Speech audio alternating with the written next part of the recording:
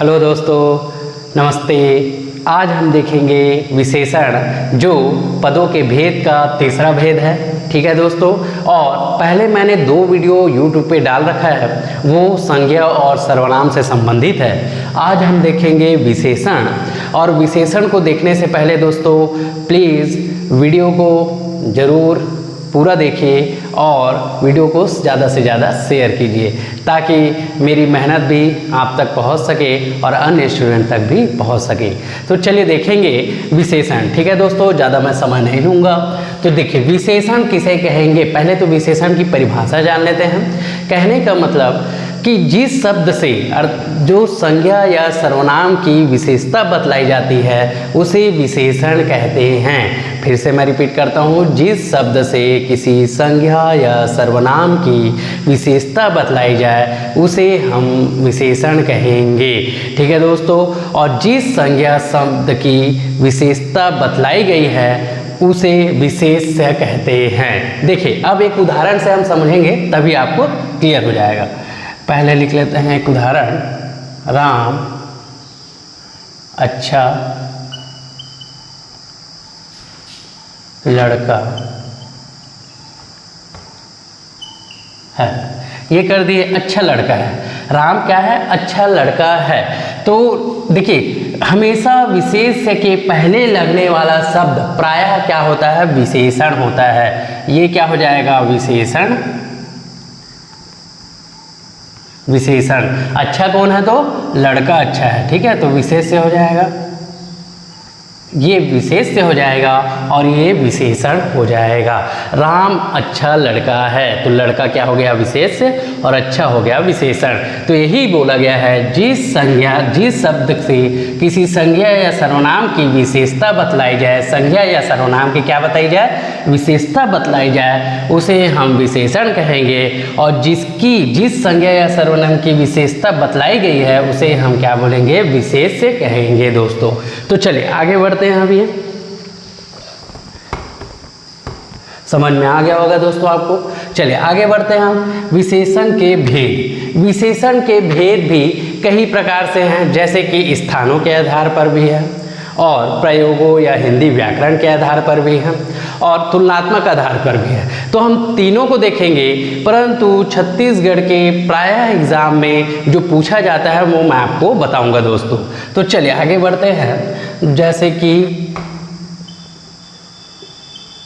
स्थान के आधार पर, स्थान के आधार पर देखेंगे। दूसरा प्रयोग के आधार पर। तीसरा तुलना के आधार पर। ये 3 जो देखेंगे दोस्तों, ये विशेषण से ही संबंधित रहेगा। तो देखिए स्थान के आधार पर क्या हो जाएगा? 2 प्रकार हो जाएगा। प्रयोग के आधार पर या हिंदी व्याकरण के आधार पर 4 प्रकार हो जाएगा, और तुलनात्मक आधार पर 3 प्रकार हो जाएगा। और भी आते हैं जैसे रचना के आधार पर, वो प्रायः हमें केवल पढ़ना है और वो समझेंगे, इसी के अंतर्गत समझेंगे। ठीक है दोस्तों, तो देखिए स्थान के आधार पर 2 प्रकार हो गया, प्रयोग के आधार पर 4, तुलनात्मक के आधार पर 3 प्रकार। अब एक एक करके हम चलेंगे।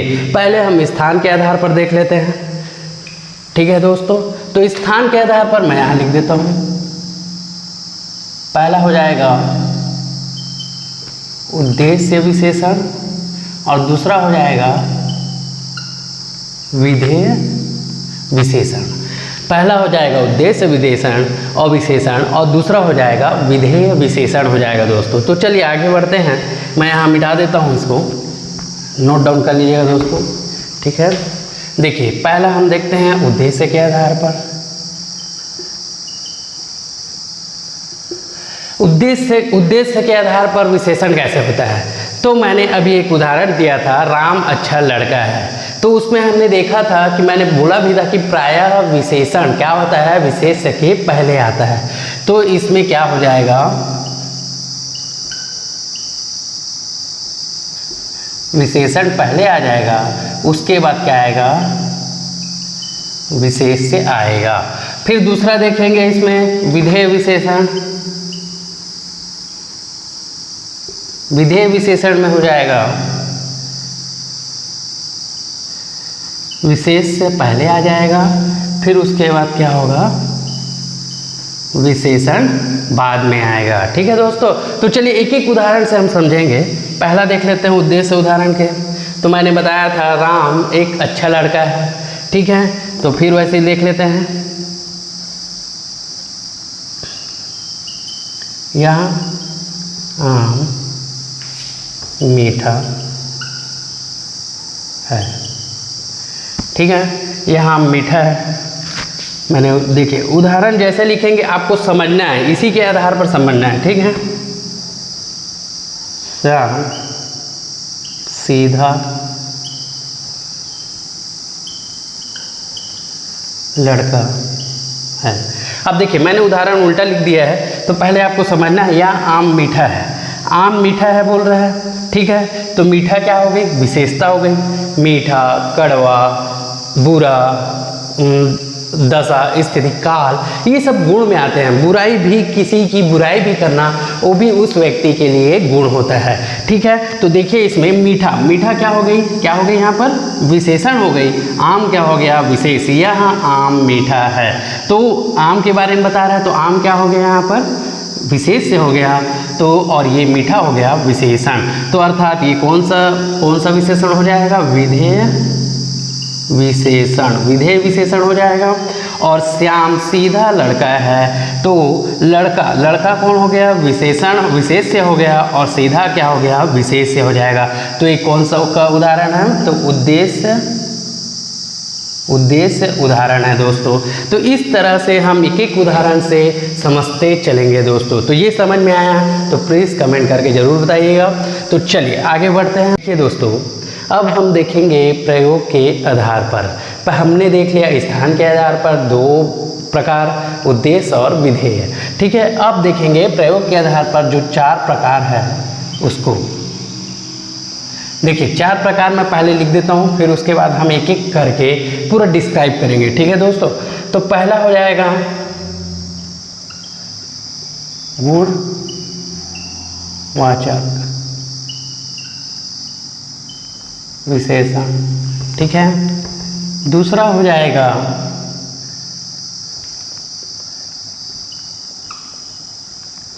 परिमाणवाचक विशेषण। तीसरा हो जाएगा इसमें संख्यावाचक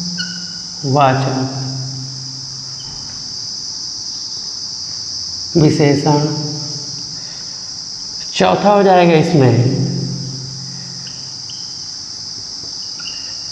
सार्वनामिक वाचक विशेषण, सर्वनामिक विशेषण बोल देते हैं इसमें वाचक में।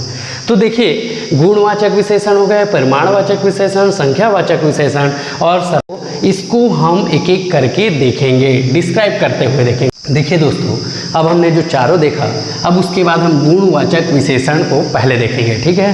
तो गुणवाचक विशेषण किसे कहेंगे कि जिन शब्दों से किसी संज्ञा या सर्वनाम के गुण या दोष के बारे में बोध होता है उसे हम गुणवाचक विशेषण कहेंगे।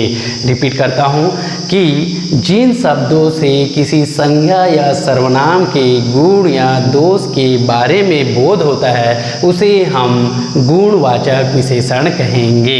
फिर से, ठीक है, एक बार ये हो गया गुणवाचक विशेषण। अब किसे गुण कहेंगे, कहने का मतलब है रंग है, आकार है, अवस्था है, उसकी दशा है, स्थिति है, उसकी जो गुण है, अच्छा है, बुरा है, सीधा है, लड़का, ये सब बोलते हैं, तो उसी को हम देखेंगे। तो क्या क्या गुण में आ जाएगा पहले देख लेते हैं।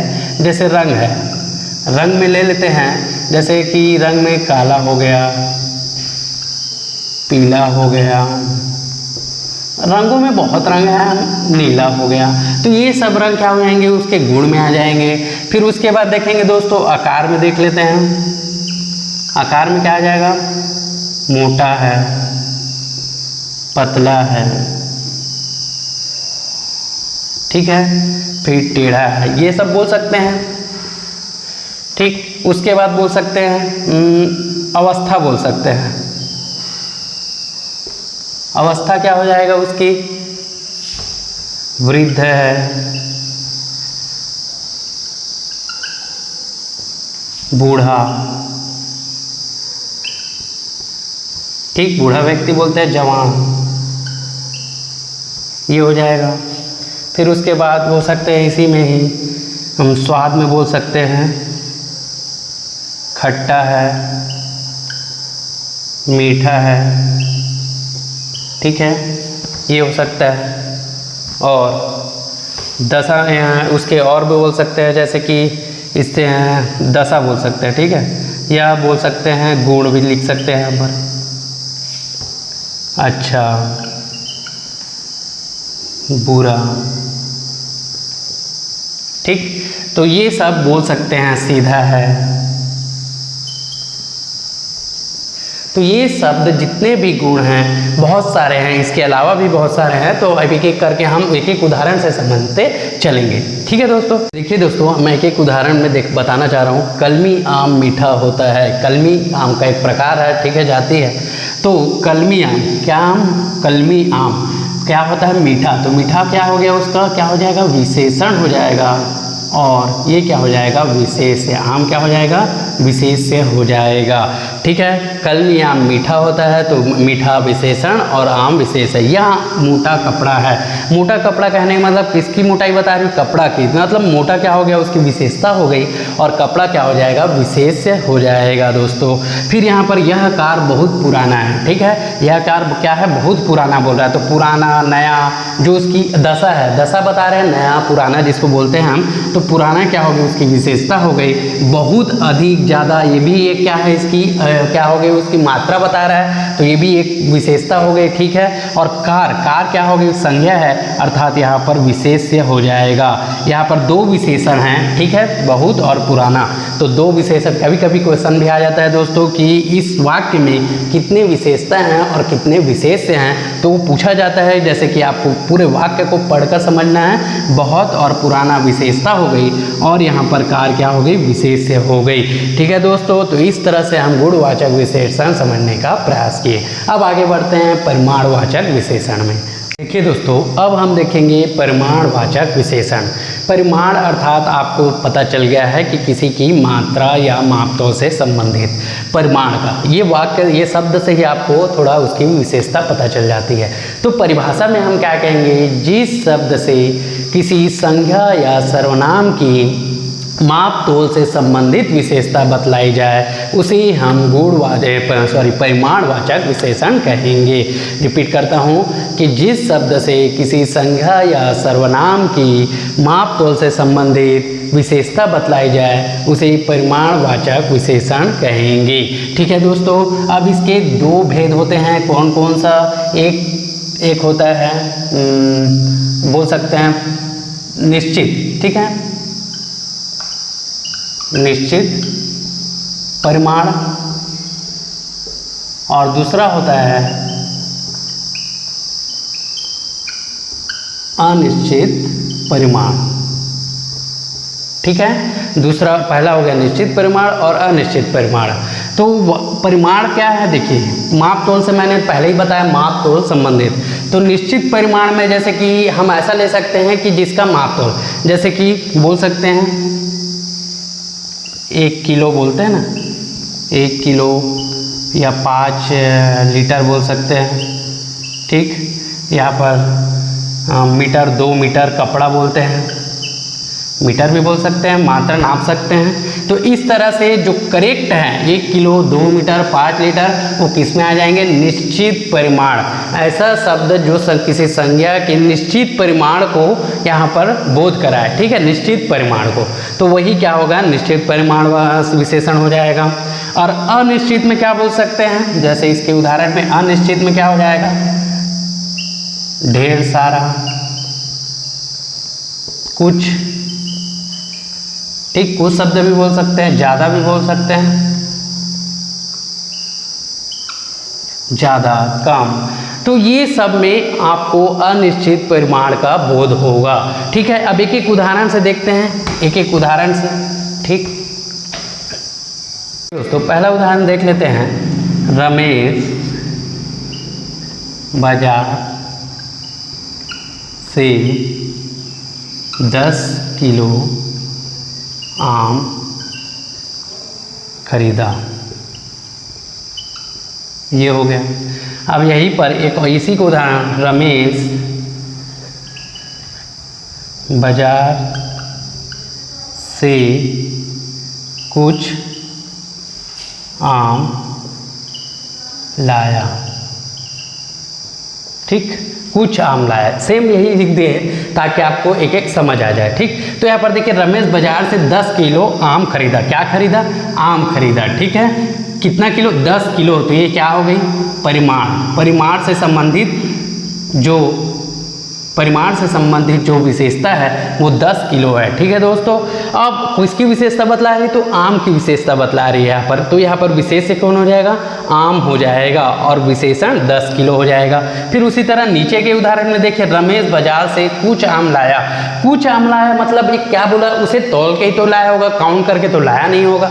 वो क्या करके कुछ तौल या माप करके कुछ आम लाया है। तो यहाँ पर क्या हो गया? कुछ, जो अनिश्चित को हमारा बोध कराता है, अनिश्चित परिमाण को बोध कराता है वही, और आम क्या हो गया? विशेषता हो गई, और कुछ जो है वह क्या हो गया? विशेषता हो गई, और आम क्या हो गया? विशेष्य हो जाएगा। तो इस तरह से दोनों उदाहरण से हमें समझने का यहाँ पर प्रयास हुआ। ठीक है दोस्तों, तो परिमाणवाचक विशेषण इसे ही कहेंगे जिसमें निश्चित परिमाण हो और अनिश्चित परिमाण हो। तो इस तरह से दोस्तों ये हमारा विशेषण में दो जो भेद है वो हुआ।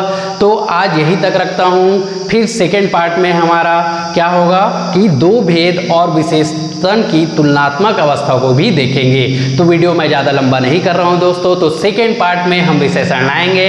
तो प्लीज़ इस वीडियो में बने रहिए और इस वीडियो को पूरा देखिए दोस्तों, ताकि आपको समझ आए। जय भारत, जय छत्तीसगढ़, जय हिंद।